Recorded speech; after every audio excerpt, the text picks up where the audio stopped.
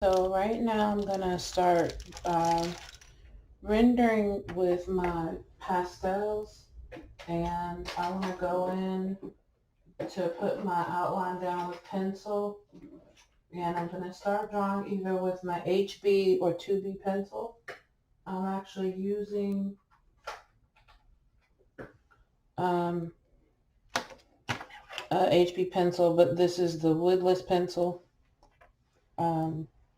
So this will be your softer and lighter pencil, just because you know you're going to have to put guidelines down and you'll end up erasing them. So I'm going to try to challenge myself to do some gathers in here, a print, and then there's some gathers in the pants. But with this pose, I can still clearly see the body. Okay, and there's even an accessory in here. So try not to be too ambitious starting out. She's pretty straightforward if you break down her pose. So I'm going to go in and still do my body map to plan out my figure.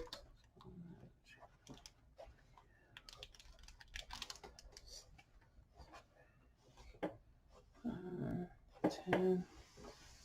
Okay, figure out where my shoulders are.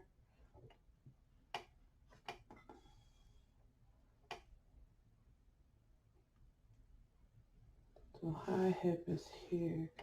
So I can see that there's a slight tilt to the shoulder. I'll just exaggerate it a little bit here. And then for her curve, her hip is going. Waist is going this way. Higher hip is here. And I can see her S curve is going to kind of hit here. So I'm going to close this off. The triangle, hit my hip. Another triangle. Here's my bust line here. And that was my waist.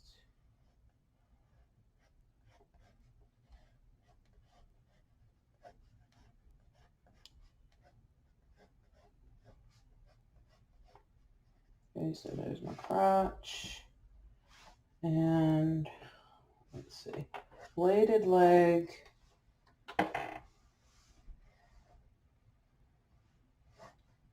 Is kind of going to here.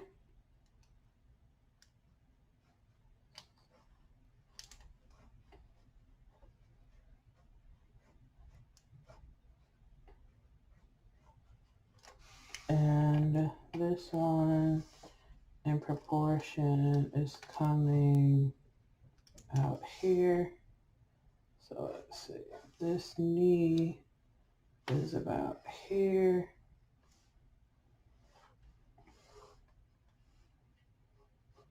And this is facing this way. I'm going to do something like this.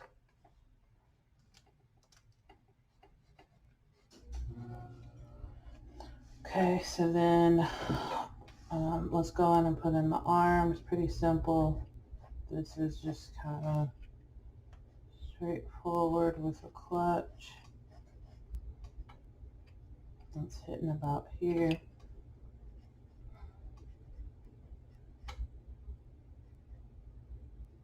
Okay, and then this one is hidden, or actually is foreshortened because it's in her pocket, which is hidden by a humongous bow. So I'm gonna use my coiling method to sort of try to develop that shape for the foreshortening, because it would take on a strange shape here. Okay, and then I can fill this in.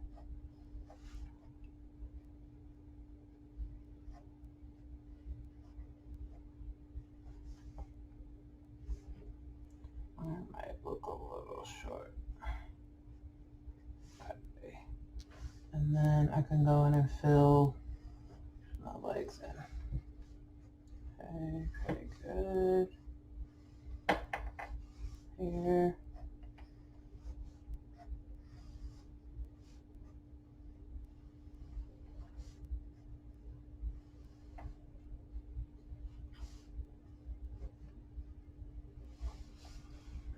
so I can take my actual kneaded eraser. You just make sure you clean it by pulling on it, getting rid of any charcoal, chalk, any residue. And I can lightly go over this just to lighten up all my guidelines.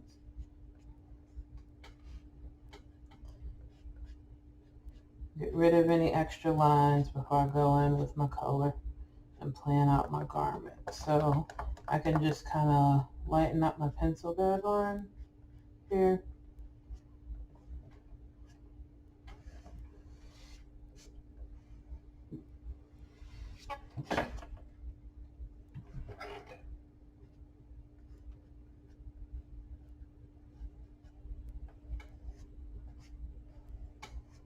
Just so it won't be distracting when I go in to actually draw my garment.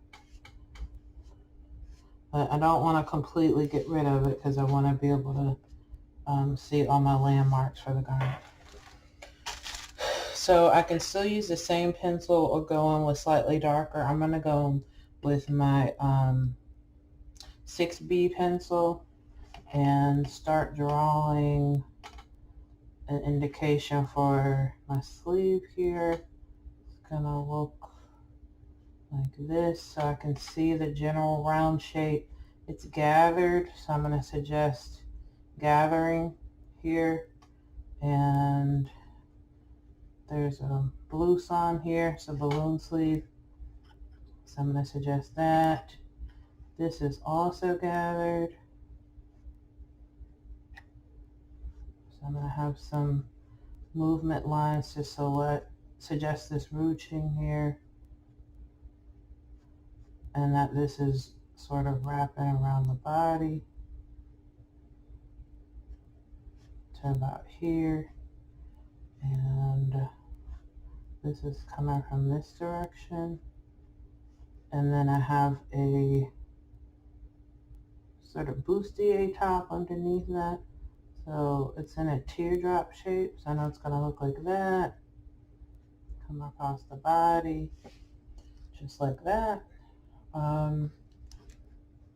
I'm going to wait on the bow for a second. So I just see a sliver of her stomach here, so I'm probably showing a little bit more, and the waistband on this is gathered too. And I'm going to have a pant seam coming down the front, and from that the pant is doing sort of this shape and folds.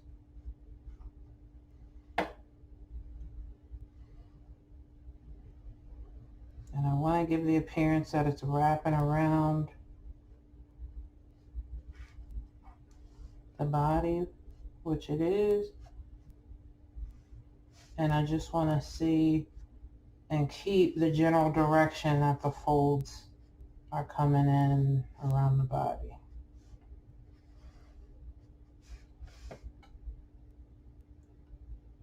So I'm looking at where the pleating is kind of directed from the body. And then I'm kind of going to have to guess over here because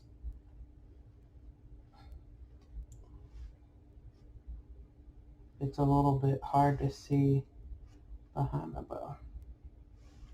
And this is coming from here. And this cuff is doing this.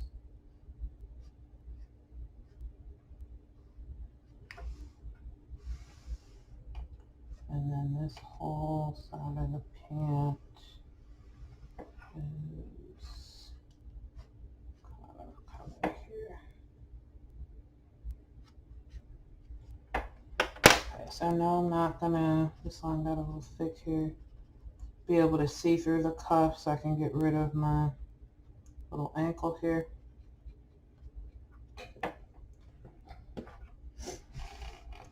And then I'm gonna go in with this bow. Why I chose this, I don't know, because I'm not crazy about bows. But I guess it was just to show some volume.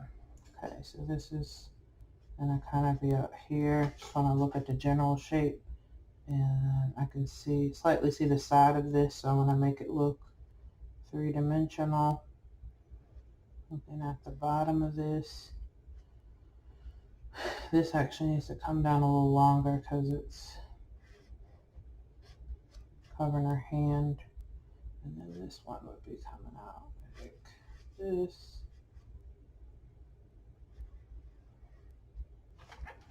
And then, so I'm going to correct this and erase everything that would be hidden by this bow.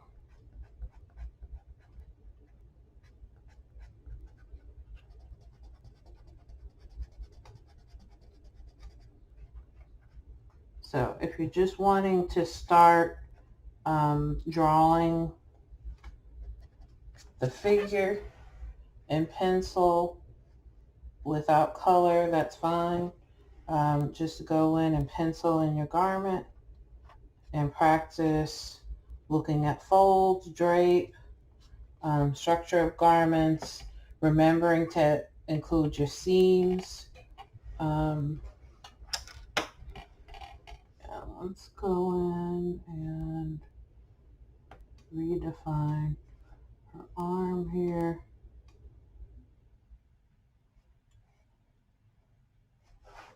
And then she has this clutch bag, which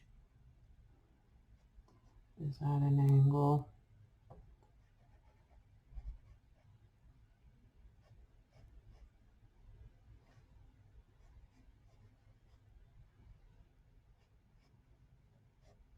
So the clutch becomes kind of like a perspective drawing because I can see the bottom of it. So it's actually kind of difficult to draw.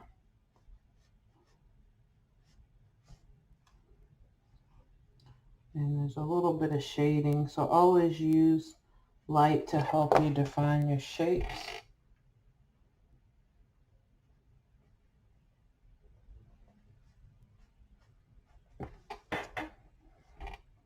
Okay, I'm just gonna get rid of what you won't be able to see. And I need to fix her hand because her hand actually needs to be at the bottom of this.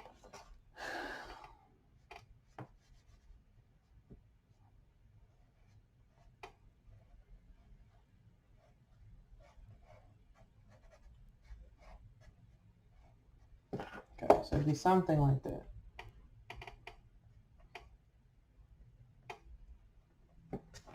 Okay, so then I'm gonna go in, fix my shoulders here, have some indication of muscle because her shoulder is very toned.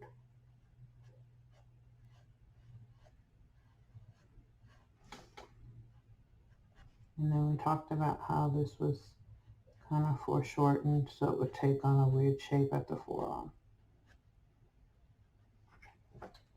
Okay, so I'm going to draw my folds from the bow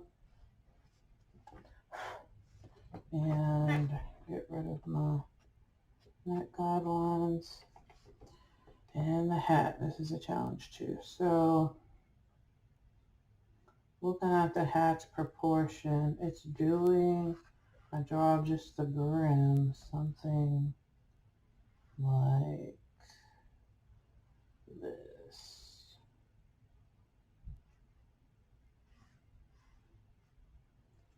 And then the top of the hat, something like this. Oh.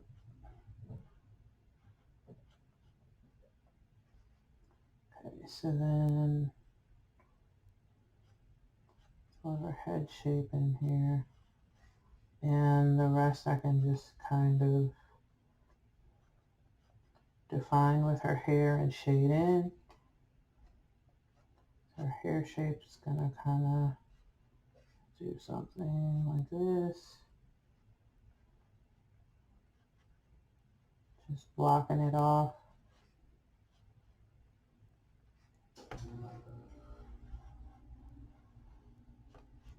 And the hat should just look like it's cutting through the body here. Okay, so if I want to go in and start, if you're like me and you have all your pastels in there right next to each other, you can always take a paper towel and just kind of rub if another color mixed on it. But again, once I put my clothing pencil guidelines in, I can lighten this up a little bit, clean up any extra lines that I don't want. But the pencil is there for definition, so I probably will even go back over it afterwards with the pencil. So I'm going to go in and start just, it's a different color yellow, but I'm going to go for it. This is more of a yellow-green, and I'm going to color in the direction of the fabric. I want to use the white of my paper, so I'm not going to completely color it. Just to indicate light and texture if I need to.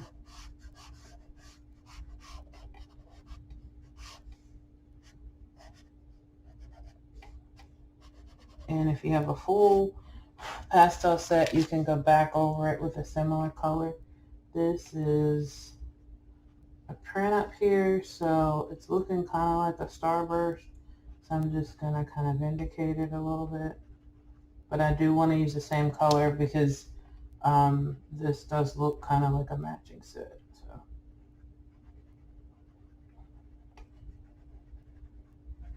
And I'm just going to loosely indicate it. Doesn't have to look exactly like the picture.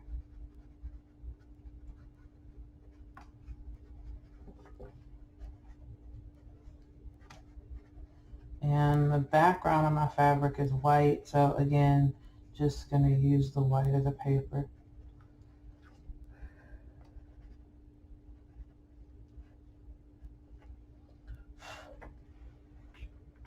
Okay.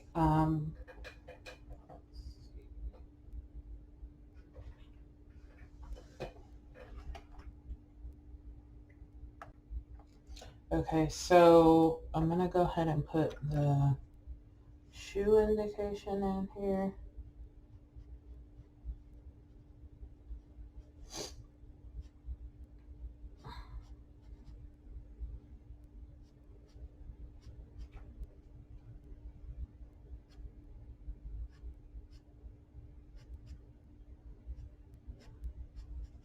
And I don't have a full charcoal set, but her shoe looks a little more orange.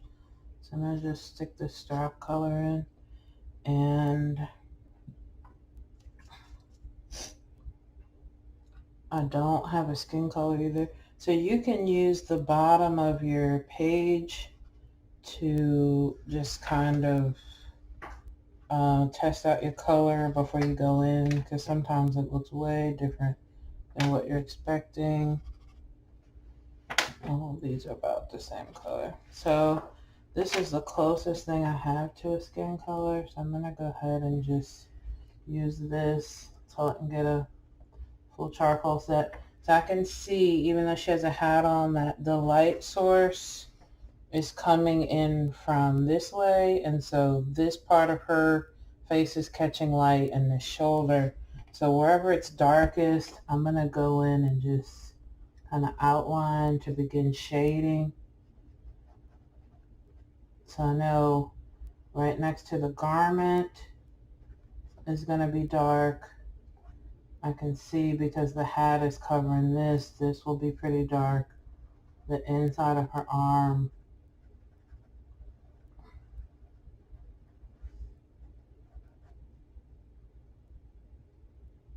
right under her sleeve here.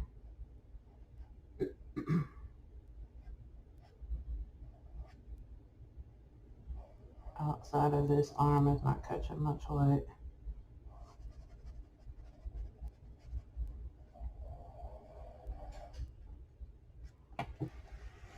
And I can use my finger to smudge it. My finger is really small. So I have these little paper blenders that I can go in and use for fine areas.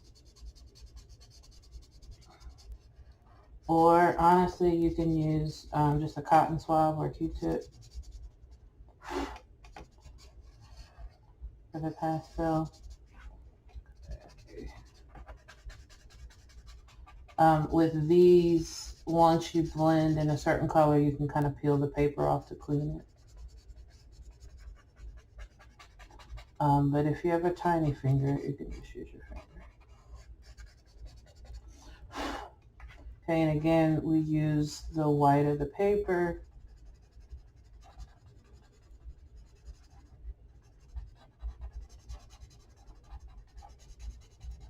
to show the light. And I just want to blend toward the light source.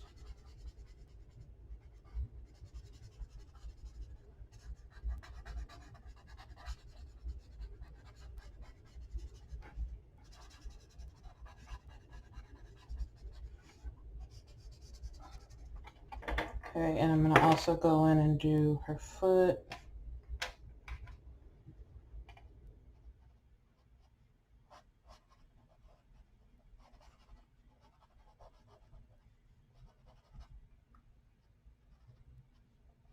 And the goal is not to get your illustration to look just like the figure. That's the whole point. An illustration is your stylized view of this fashion look. Okay, so it doesn't have to be exact. And that's the reason why we draw flats, as flats show how it's constructed. Okay. Your illustration is used to display the attitude of the garment. Okay, so that looks pretty good. The hair I'm a little nervous about because I don't have the right colors, but we're going to go on with it anyway. So I'm going to start with my darkest, like a highlight. Oh, that's the same color as she is. I could go on with color pencil. It's just a little bit lighter. Same color.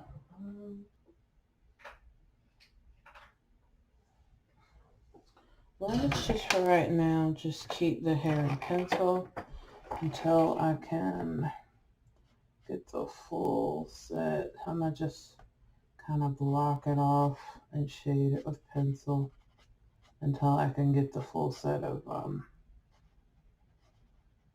color pencils here. So the lightest part is here,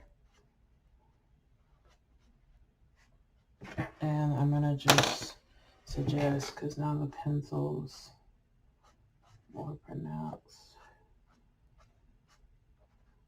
I guess I could have used black. And so change the skin color.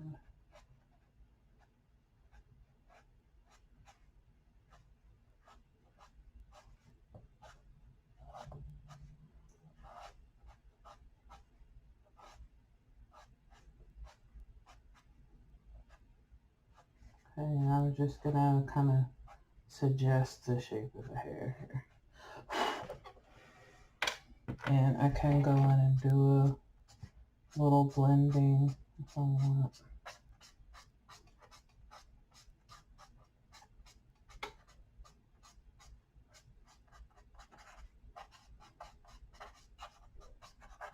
Okay. And then for the hat, I know that I needed to thin this out a little bit.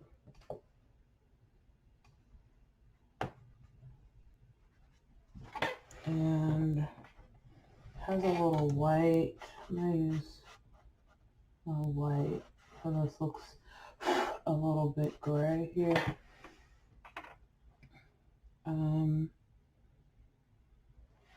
Let's go in with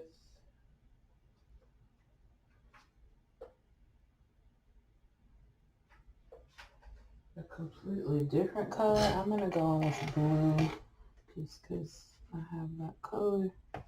So again, there's a shadow on this left side. So I'm gonna put my darkest color placement there.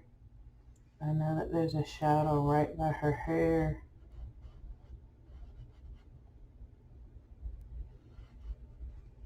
Here. And then right on the edge of the hat.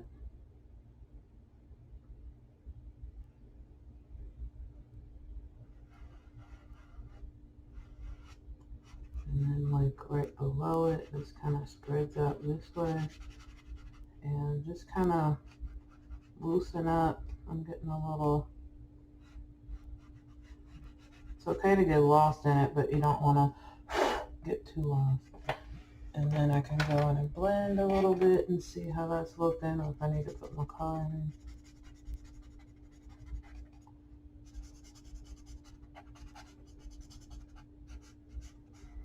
And try to blend in the same direction at first that you apply color.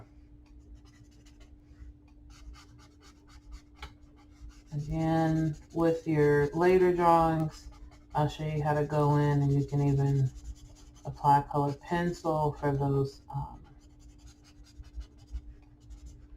detailed areas, but right now I just want just loose indications of color. It's not as dark as I wanted in the shadow, so I'm going to go over some of these spots just a little bit more and then blend.